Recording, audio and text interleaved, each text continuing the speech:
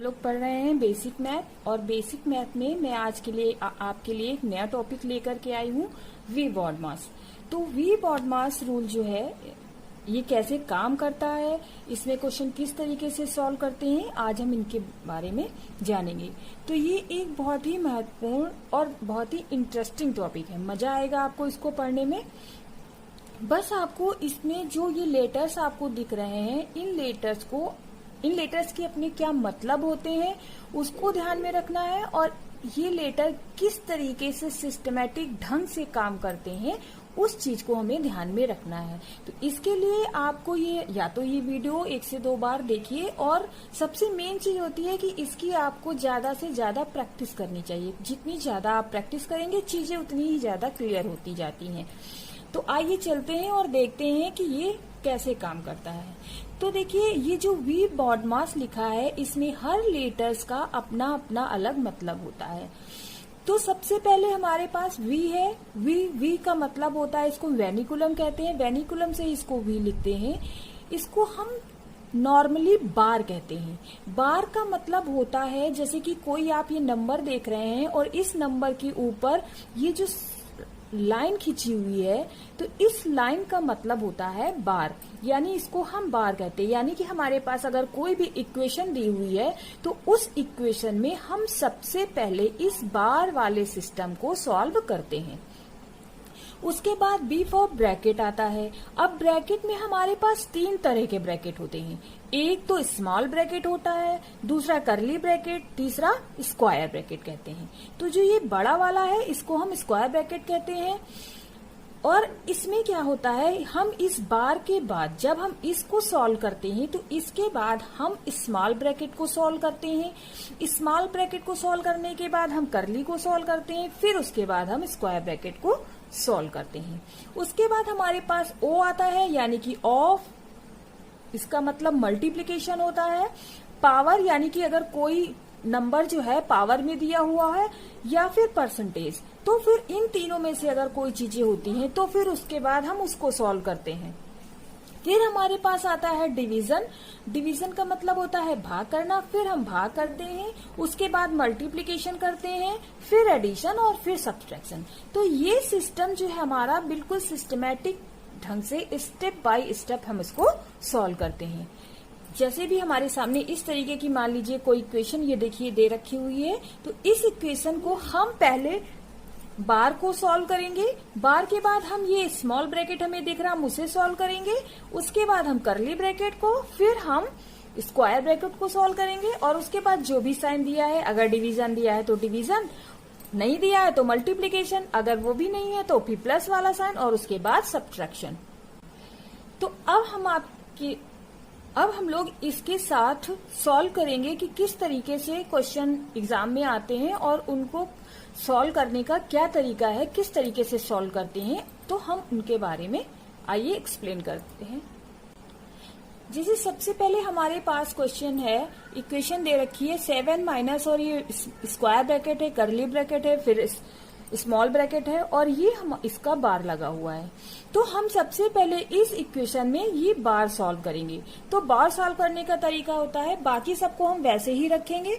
तो हम पहले लिख लेते हैं 7 माइनस 5 माइनस 6 माइनस, ये ब्रैकेट में लिख लिया, और हम इस पोर्शन को सॉल्व करते हैं। तो इस पोर्शन को सॉल्व करने के लिए 4 माइनस 3 लिखा हुआ है, तो ये हो जाएगा 1।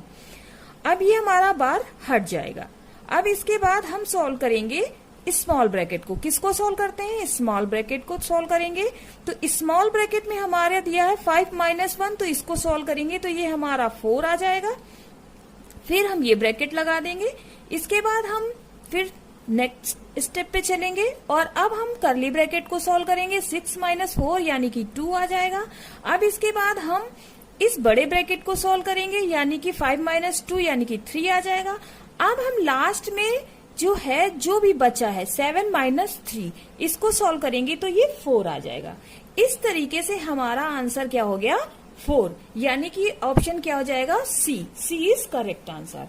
अब हम आगे चलते हैं और नेक्स्ट क्वेश्चन को इसी तरीके से देखते हैं। अब यहाँ पर दिया हुआ है 18 प्लस और ये स्मॉल ब्रैकेट में दिया हुआ है फिर -35 डिवाइड बाई 7। तो अब हम देखेंगे कि इसमें कहीं पर बार नहीं लगा हुआ है, इसलिए हमें कोई मतलब नहीं। उसके बाद जो स्टेप आता है यानी कि स्मॉल ब्रैकेट है यहाँ पर, तो हम उसको सॉल्व करेंगे। तो यानी 18 प्लस इसको हमने सॉल्व किया तो ये हमारा आ जाएगा 31 और -35 डिवाइड बाई 7। अब इसमें हम क्या करेंगे, ब्रैकेट हमारा सॉल्व हो गया, उसके बाद ऑफ भी कहीं नहीं दिया है, तो ऑफ के बाद क्या आता है, हमारा डिवीजन आता है। तो हम डिवीजन देखेंगे, हमने इसको कट किया, ये हमारा आ गया 5, तो 18 प्लस 31 माइनस 5। अब इसको हम ऐड कर देंगे तो ये हमारा आ जाएगा 49 माइनस 5। फिर हम सब्ट्रैक्ट कर, जो हमारा सब्ट्रैक्शन की प्रक्रिया है हम उसको करेंगे, तो इससे करेंगे तो ये हमारा 44 आएगा। इस तरीके से ये हमारा आंसर निकल के आ जाएगा, जो कि ऑप्शन सी है करेक्ट आंसर। नेक्स्ट क्वेश्चन पे चलते हैं। अब देखिए कभी कभी क्वेश्चन क्या होता है एग्जाम में, इस तरीके से क्वेश्चन, अब आप कंफ्यूज हो जाएंगे कि अब मतलब यहाँ तो सारे साइन किसके दिए हुए हैं, डिवीजन के सेम साइन दिए हुए हैं, इसके अलावा कुछ भी नहीं दिया है। तो इस तरीके के क्वेश्चन को सॉल्व करने का क्या तरीका है, तो जब भी कभी इस तरीके से कोई भी इक्वेशन आती है, कोई जरूरी नहीं कि सेम नंबर हो, कोई भी नंबर हो सकते हैं, तो उसको सॉल्व करने को हम कभी भी राइट से सॉल्व नहीं करेंगे, हम इधर से सॉल्व करना शुरू करते हैं। यानी पहले हम इसको इससे सॉल्व करेंगे, फिर हम इसको इससे सॉल्व करेंगे, जो भी हमारा आंसर आएगा फिर इस तरीके से हम सॉल्व करते हैं। एक तो ये प्रोसेस होता है। दूसरा प्रोसेस ये होता है कि हम जो फर्स्ट नंबर है उसको हम ऐसे लिख लेते हैं और इसके बाद ये जितने डिवीजन के साइन लगे हैं सब में हम मल्टीप्लाई का साइन लगा करके और नंबर को क्या करते हैं, पलट देते हैं। यानी कि ये हमारा हो गया 1/5 इंटू 1/5 इंटू 1/5 इंटू 1/5।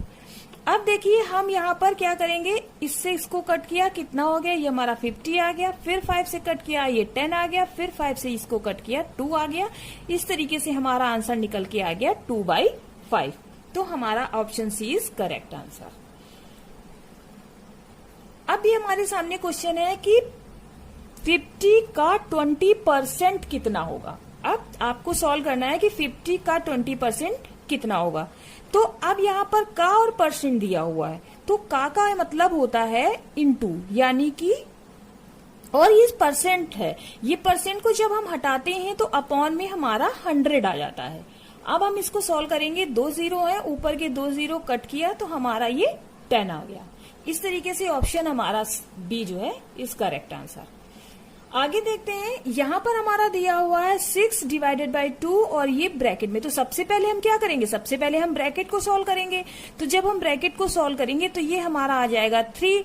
अब यहाँ पर देखिए कोई साइन नहीं, अब हम डिवाइड नहीं करेंगे क्योंकि यहाँ पर हमारा कोई साइन का मतलब नहीं होता है कि यहाँ पर हमारा क्या है, ऑफ है।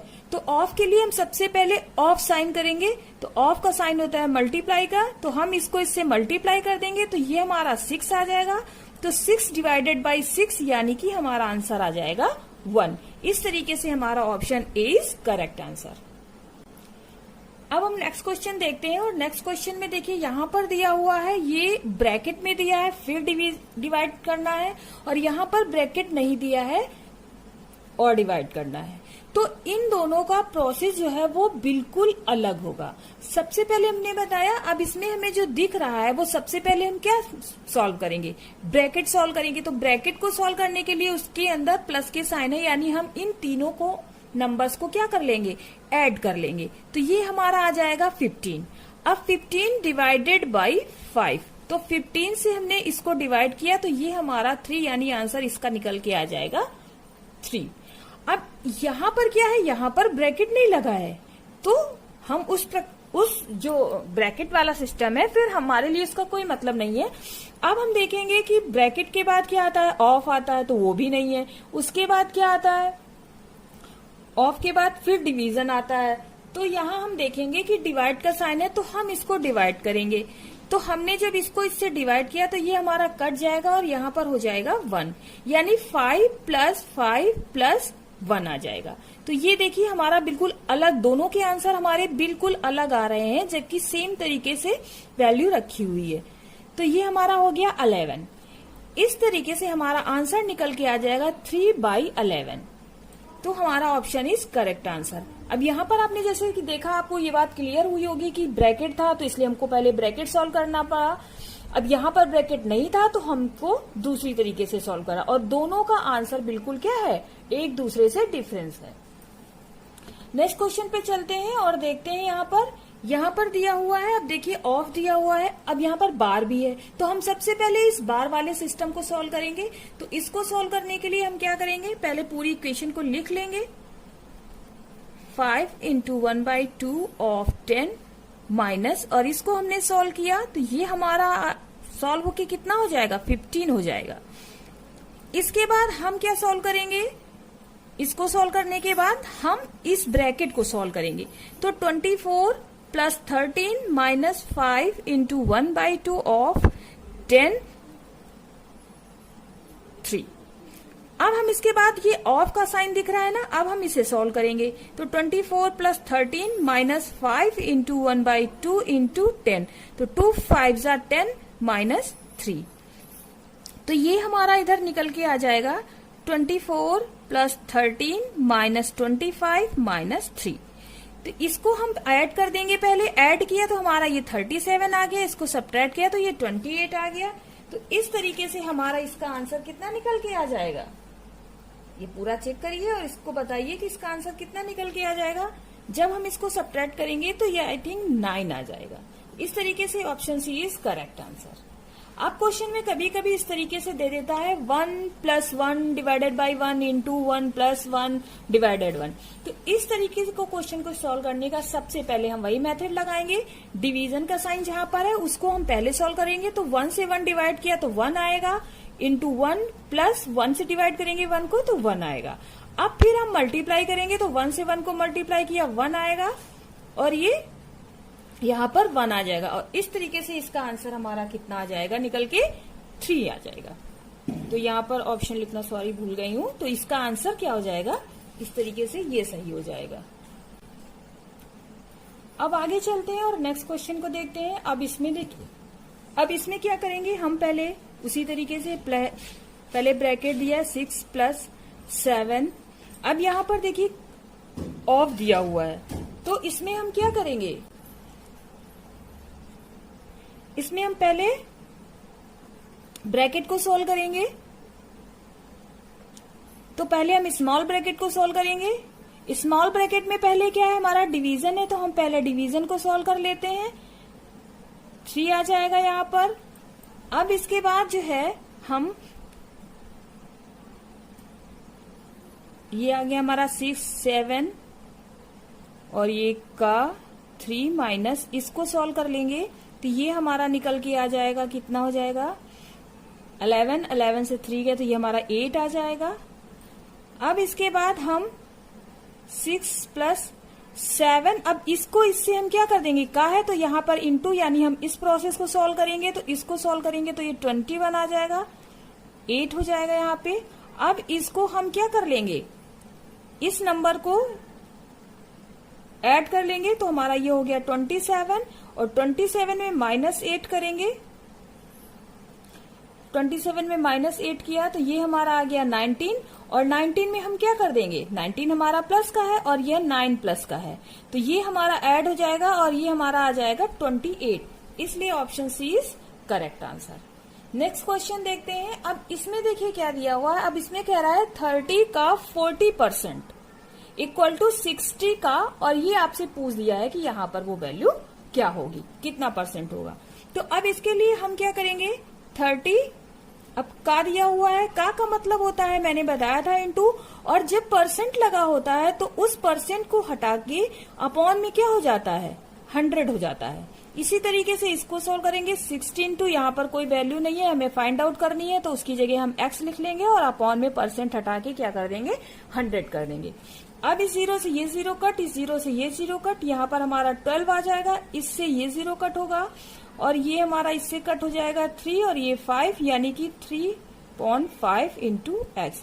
अब ये 5 हमारा उठ के कहाँ चला जाएगा, ये 5 उठ के हमारा इधर चला जाएगा, तो 12 into 5 upon 3 equal to X. 3 4 जा तो ये हमारी x की वैल्यू कितनी निकल के आ गई, 20 निकल के आ गई। तो इस तरीके से ऑप्शन हमारा 20 करेक्ट आंसर।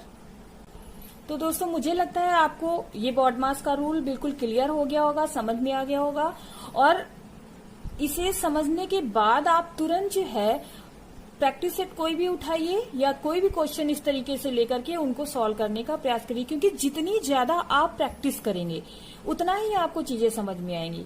क्योंकि मैंने जो भी चीजें हैं वो बिल्कुल बेसिक से समझाई है कि आपको देखिए किसी भी चीज की ट्रिक पता करना बहुत आसान होता है, लेकिन हम उसको एग्जाम में क्वेश्चन में फॉलो नहीं कर पाते हैं। तो हमें जब तक बेसिक जानकारी किसी चीज की नहीं होगी तो हम कोई भी ट्रिक नहीं लगा सकते हैं। तो सबसे पहले हमारी प्राथमिकता होती है कि हमें सबसे पहले तो हमारा बेसिक कॉन्सेप्ट क्लियर हो। जब हमारा बेसिक कॉन्सेप्ट क्लियर होगा तो हम चीजों को आसानी से समझ पाएंगे, क्वेश्चन को समझ पाएंगे कि वो पूछ क्या रहा है और जानना क्या चाह रहा है। तो इसलिए प्रैक्टिस करते रहिए और चीजों को बेसिक तरीके से सीखते रहिए। तो कैसी लगी आपको आज की क्लास? अगर अच्छी लगी हो तो लाइक करना, सब्सक्राइब करना ना भूलें। जय हिंद, नमस्कार।